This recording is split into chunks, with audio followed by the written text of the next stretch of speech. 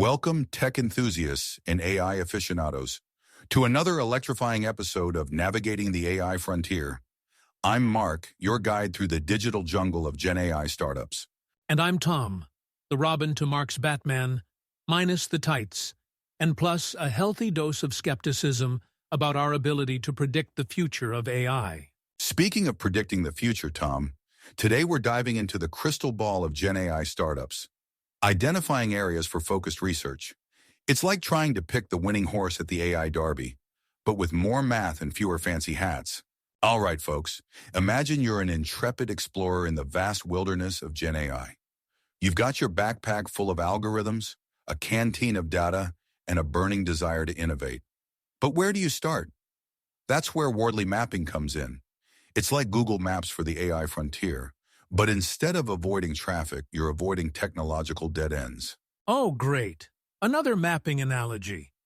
Next, you'll be telling me we need to recalculate route every time a new AI paper drops on Archive. You jest, Tom, but that's not far from the truth. Wardley Mapping helps startups visualize the current state of GenAI technologies, from foundational models to application domains. It's like creating a treasure map where X marks the spot of potential breakthrough innovations. Okay, so we've got our fancy AI map. Now what? Do we just throw darts at it and hope we hit the next big thing? Close, but not quite, Tom. The next step is like a superhero origin story. It's about discovering your startup's unique powers and using them to save the world, or at least disrupt a market segment. Great, so now we're not just explorers, we're the Avengers of AI. Should I start working on my Iron Man suit? Only if it runs on neural networks, Tom. But seriously, startups need to overlay their own capabilities and objectives onto the map. It's about finding that sweet spot where your expertise meets emerging opportunities. Think of it as a Venn diagram, where one circle is what we're good at, and the other is what the market needs. Now let's talk about a concept that sounds like it came straight out of a sci-fi novel, the adjacent possible. It's not about parallel universes, Tom, so you can put away your quantum physics textbook. Darn. And here I was, hoping we'd discover an alternate reality where I actually understand half of what you're saying. Keep dreaming, Tom. The adjacent possible in GenAI research is about focusing on areas that are just beyond the current technological frontier, but are becoming increasingly feasible. It's like standing at the edge of a fog and trying to make out the shapes of what's just beyond. These areas often represent the most fertile ground for breakthrough innovations. So, it's less to boldly go where no one has gone before, and more to cautiously peek just around the corner? Exactly, and sometimes that cautious peek can lead to the next big leap in AI technology. It's about making informed bets on the future, not wild guesses.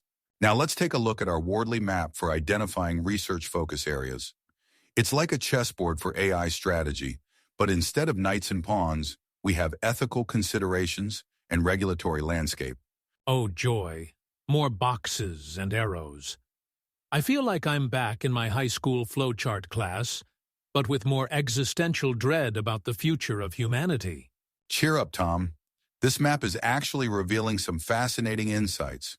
Look at how application domains are positioned. They're in the custom-built stage, indicating that there's still a lot of room for innovation and differentiation there. Interesting. And I see ethical considerations and regulatory landscape are moving towards the product and commodity stages. Does that mean we'll soon be able to buy ethics off the shelf? I know a few tech CEOs who could use a bulk order. Not quite, Tom, but it does suggest that these aspects are becoming increasingly standardized and crucial for startups to consider. The map is telling us that success in GenAI isn't just about technological prowess.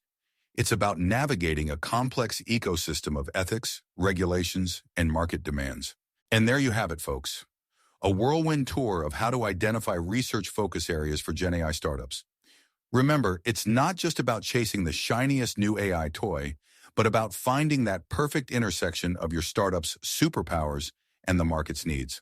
So, in essence, successful GenAI research is less about being a mad scientist and more about being a strategic chess player, who also happens to be really good at math and ethics. Couldn't have said it better myself, Tom. And on that note, dear listeners, it's time for us to recalculate our route to the next episode. Until then, keep mapping, keep innovating, and remember, in the world of Gen AI, the only constant is change. And our witty banter, of course.